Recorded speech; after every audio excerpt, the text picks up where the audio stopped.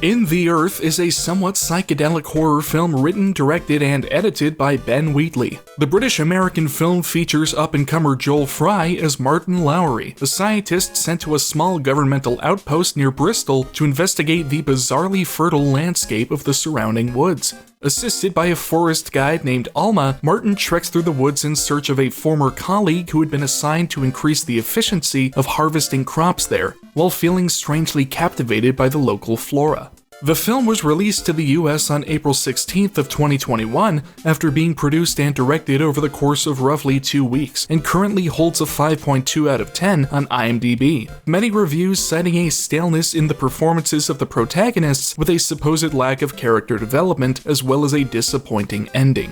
I actually found myself very pleasantly surprised by In the Earth. The performances of Fry and Reese Shearsmith in particular I found incredibly realistic and captivating. The dialogue exchange between the characters of Martin and Alma were exceptionally reasonable and immersively realistic, proven in scenes where they discuss what to do next and why through a train of thought that comes off as very natural to me. The delivery from these characters and Shearsmiths is strikingly authentic, with smoothly flowing speech quirks and properly paced pauses. At no point did I find myself annoyed by these characters, nor did I personally find them lacking in development or really any other facet. I did find the performance of Hayley Squires to be rather bland and unmoving, however, with her character delivering very monotonous dialogue and a near absence of theatrical depth. I would suspect that this was how her character was written and is less an issue with her dramatic prowess, but it did feel a bit distracting from the rest of the product given how authentic the rest of the characters seem. The cinematography is very well done, incorporating several scenes shot very closely to the ground during tense situations to inhibit stress, multiple beautifully artistic shots of the environment, and professionally framed characters, etc. To boot, In the Earth is one of very few films that I've watched and decided to download its soundtrack afterward. The score, composed by Clint Mansell, is an alternative series of tracks with very toned-down drones and seemingly hypnagogic tunes that capture the atmosphere of the film with absolute perfection. It isn't a soundtrack to listen to while you go about your day, I'd say, but I find it very captivating and even soothing in the right setting. Exceptionally well done.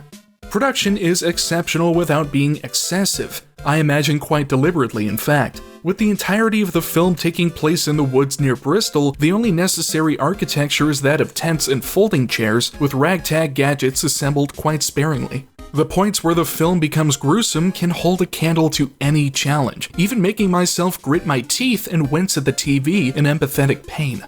And finally, I of course found the writing to be very compelling for the most part. The story is one that makes sense for the characters to follow, their motivations being very coherent and their interactions adequately authentic. Where I will say the film does lack in this category, unfortunately, is in fact the ending. I found the ending of In the Earth to be terribly underwhelming, with the urgent plot lines being satisfied but the grand plot being especially open and without elaboration. I have tremendous doubt that you will feel ultimately gratified by the climax of the film and your anticipations will be harshly redirected. But as always, I do not know best. In closing, In the Earth is a pleasantly engaging sort of horror but barely, if at all, film with a very healthy repertoire of cinematic strengths and weaknesses few in number but effective in action. Personally, I really enjoyed it, if only for the soundtrack and the character interactions. I took an excessively long time figuring out if it would remain in my library or not, but for the time being, I think I'm gonna hold on to it. I'm not sure how long it'll be until I'm ready for a rewatch, but I found it worth the initial one. That's my piece.